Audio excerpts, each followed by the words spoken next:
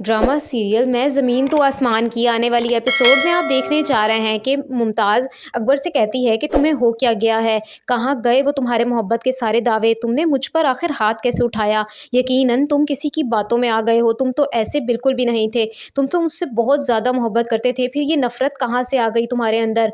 तो ये सुनते साथ ही अकबर कहता है कि तुम अपनी बकवास बंद ही रखो तो बेहतर है, शुक्र करो अभी सिर्फ तुम पर हाथ उठाया है, तुम्हें निकाल कर घर से बाहर नहीं फेंका।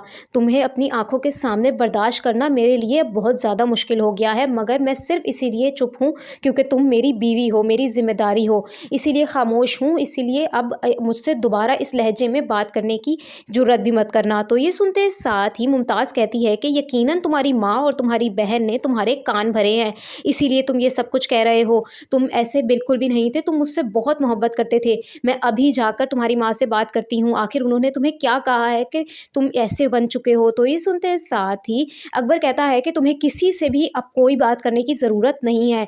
तुम्हारी बातों में आकर मैंने इतने गलत कदम उठाए, अपनी माँ और बहन के साथ इतनी बड़ी बड़ी ज़्यादतियाँ कर गया, मगर अब मैं तुम्हारी किसी बात में नहीं आऊँगा।